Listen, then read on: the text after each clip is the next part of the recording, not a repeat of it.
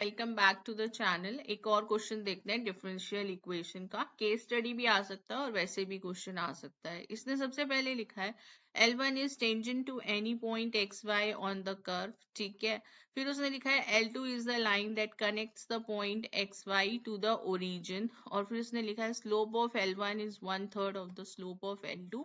आपको equation of the curve निकालना है। अब जिसने L2 लाइन लिखी है वो एक्स वाई और 0 0 को कनेक्ट कर रही है, तो आप यहाँ से स्लोप निकालोगे।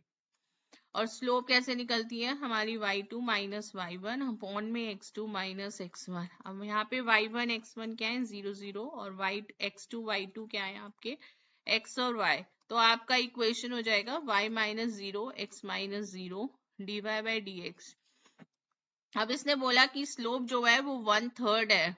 ठीक है, तो ये आपकी स्लोप हो गई। अब दोनों को सेपरेट कर लो। ओके, लास्ट पॉइंट था स्लोप इज 1/3।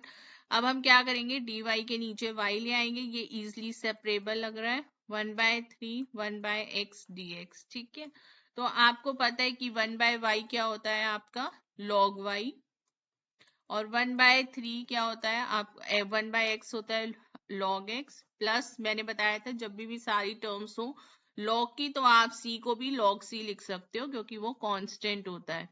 तो इसका मतलब अब हमें जल्दी नहीं करना log m माइनस एम का। जो भी log के आगे लिखा होता है वो बेसिकली उसके वेरिएबल की पावर होती है। तो आप इसको x to the power 1/3 plus log c लिखते हैं।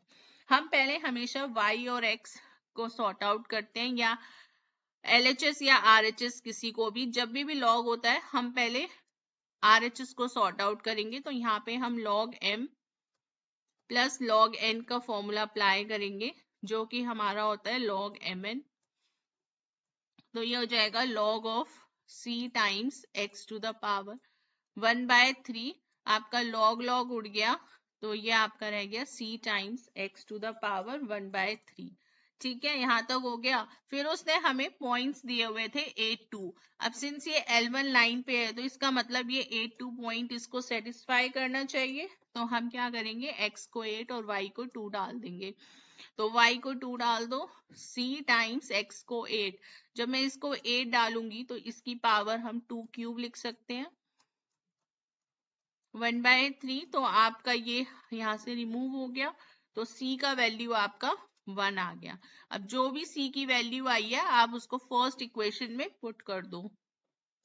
ठीक है, जो भी आपका c का वैल्यू आया उसको फर्स्ट इक्वेशन में पुट कर दो। c टाइम्स x 1/3 था, c आपका 1 आया है तो आपका इक्वेशन हो गया 1 टाइम्स x 1/3। तो ये हो गया y is equal to x 1/3। तो ये आपका एक 4 मार्क का क्वेश्चन था जो बोर्ड्स में आया हुआ है। तो इस टाइप के जितने भी क्वेश्चंस आ जाएंगे आपका सेम कॉन्सेप्ट अप्लाई होगा। ठीक है, इजी था। Thank you so much, keep watching. If you have any doubts please right in the comment box. Please do like and subscribe